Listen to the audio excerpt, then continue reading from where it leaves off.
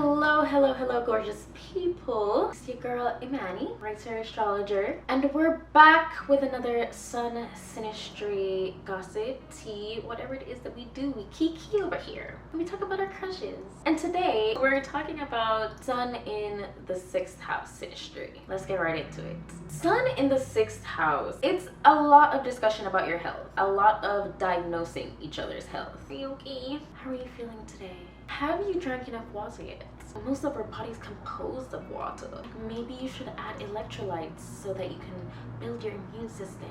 And 6th house people, you know what I'm gonna say, it's highly likely that y'all work together. And if not, you guys are always talking about the work drama. Even like if you don't work together, you know exactly what's going on at your person's company and how they all there got your person fucked up. I feel like with this one, there's a lot of prioritization towards mental health over the job. So like either the sun person or the house person, whichever, is always telling you like you should quit your job, like, or like find a job that's really like with your passion. Find a job that you're motivated for. Sun in the 6th house, this couple, this pairing, they want each other to find a good work-life balance. That's the goal here. Like, yeah, money is necessary because, you know, capitalism, but it's your state of being, your state of happiness that is more important than anything. And your partner knows this here. It's a high probability that you are both, or at least one of you, is into politics. So, you know, you're also talking about the state of the world, the economy, where things are headed, millennials versus Gen Z. You guys are like little data collectors. So I feel like this is a very talkative one, very similar to like 3rd house synastry. And here you guys vent to each other a lot too. A lot of the times it sounds like the other person is asking for advice, but they're really not. They literally might be like, oh my god, I don't know what to do. This and this is happening at my job. I think like someone should speak up, but I don't know if I'm in the right position. And then as a partner, you would be like, yeah, like you should speak up. And they'll be like, oh no, yeah, I'm going to. I already wrote up an email that I'm planning to send in the morning. And it's like, did you just say?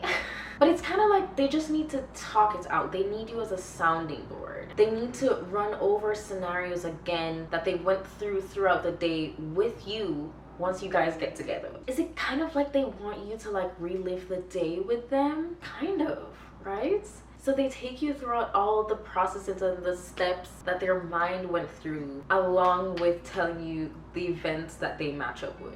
In the beginning, this might be confusing. Like if you're not used to someone dissecting information to you in this way, it might be like, I don't know what you're trying to get me to do. Like what is really my role here as your partner if you already know everything? But you do help. Like when you're a sounding board, you bring more clarity to their process. It allows them to remember why they came to certain conclusions, and that reinforces their debates, their arguments, and can sometimes spark new ideas.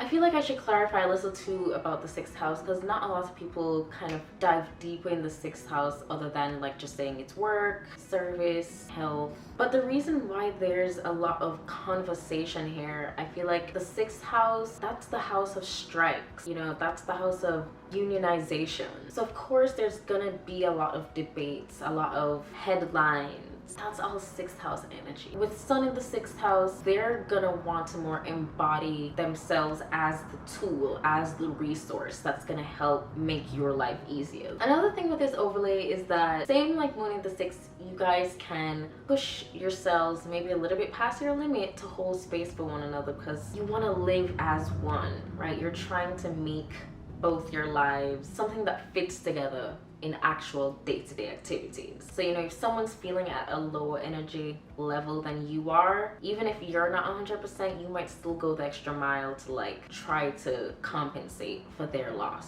However, I don't feel like it's as codependent or at risk for like the unhealthy sides of that, like moon in the 6th house. Moon in the 6th house is definitely way more susceptible to pushing yourself past limits and then resenting the other person for it. But sun in the 6th house is like, I'll fend for me and you because you're the only other person on this earth that I actually like.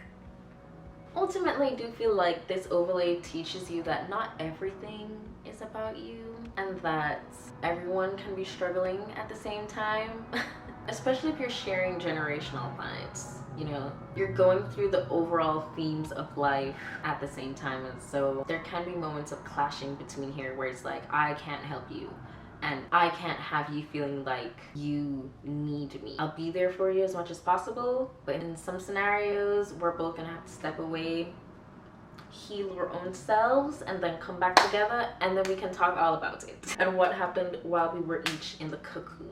But generally you are very empathetic towards each other, so it's like in your nature to be a giver, and it's nice to have a giver when you're a giver. Main question asked here is, what do you need? What can I help with? What can I provide? And that's why we can't sleep on the 6th house, okay? But yeah, that's all I have. Sun in the 11th coming up soon. And I believe someone requested Sun in the 10th, so that will be up next. Thanks for rocking with me, y'all. I'll catch you at the next one.